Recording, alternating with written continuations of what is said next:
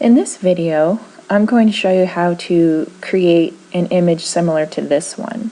It's using a photograph, cutting out a geometric shape, and flipping it so that you have an interesting optical illusion. And in some cases, you can also add colored lines to it. So I found this photograph on the internet, and I found a bunch of photographs similar to it on this website. There's a link to this website on the MacArts webpage, and it's called Inspiring Artwork Combining Geometry and Photography. So if I scroll up, you will see some other versions of this technique. It seems to me that most of the photos are usually landscapes, although there are a few people. They are usually really simple. Sometimes they're black and white, sometimes they're color. Sometimes they have the thin white or colored lines on them. Sometimes they look almost like quilts. Sometimes the color is tinted to look either kind of old-fashioned, like bleached photo look, or just kind of not quite the right color, has a little bit of a color cast to it. So for this assignment, I would like you to look at the images on this web page and then kind of come up with your own idea. You can do circles or squares or rectangles. You can add lines to it. You can have it cut out on a white background like this one. You have quite a lot of leeway as far as what you want to do with this project. I've tried it a few times, and not every photograph works and looks good. So you may have to try several times before you find an image that looks interesting. So I'm going to now show you a couple of things in Photoshop to get you started. So here are some of my experiments. This is a picture of a glacier that I took when I went to Alaska a few years ago, and you can see I cut out this circle and flipped it. So I'm going to turn off all of my experiment layers here and show you how I did this. So starting with just the background layer, the first thing that I did was I adjusted the levels, and I did need to brighten my photo a little bit, so I took care of that before I started anything. So you should also check out your photo. By the way, you can use photos of your own, which is what I always prefer, or you can use photos that you get from the internet as long as you have the appropriate reuse settings to filter the photographs. So make sure that you're not using someone's copyrighted artwork. So I think on this image, it's always, not always best, but a lot of times it's best to make your focal points a little bit off center. So what I'm going to do is go over here and get the marquee tool and click and hold it and grab the elliptical marquee tool.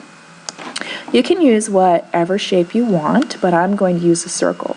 So I'm going to hold down Shift, which constrains this selection to be a perfect circle and not an oval, and I'll get this approximately where I want it.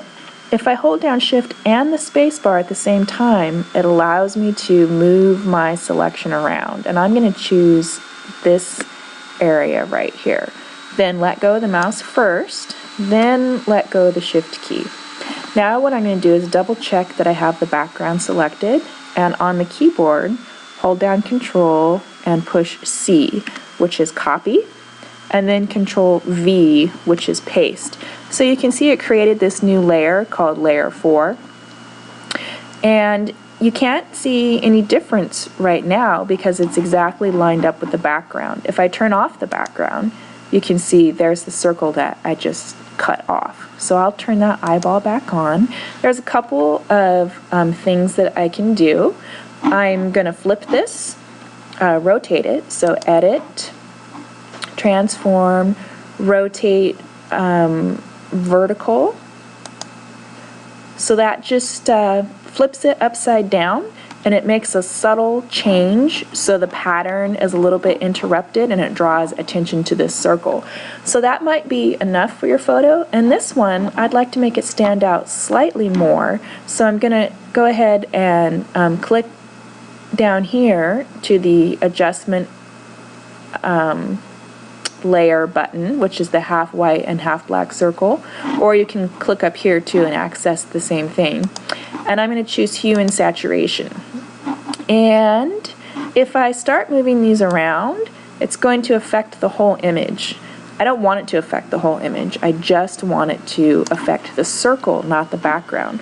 So what I'm going to do is, with the hue and saturation layer selected, I'm going to hold down Alt, hover the cursor between the hue and saturation layer and layer 4, and when I get the overlapping circles with the little arrow symbol, I'm going to click, and you can see there's now this little down arrow that points to layer 4, and layer 4 is underlined. That means the hue and saturation is only affecting layer 4 and nothing else. So now when I move the hue and saturation, it only affects what I want it to. So I like that, but it might be a little bit too bright for me, so I'm going to make the saturation down a little bit. And I think that looks pretty good right there.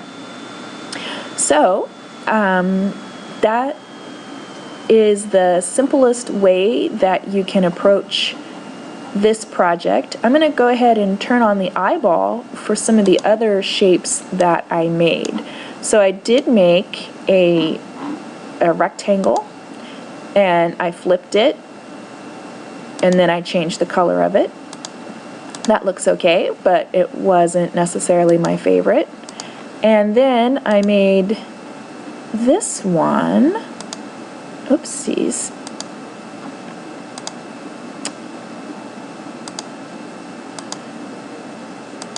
Which I don't know why I can't see it. Oh, okay. It's just really subtle. So let me turn on a hue and saturation layer on that. So it's kind of a pinwheel effect. This one was a little bit more complicated to make.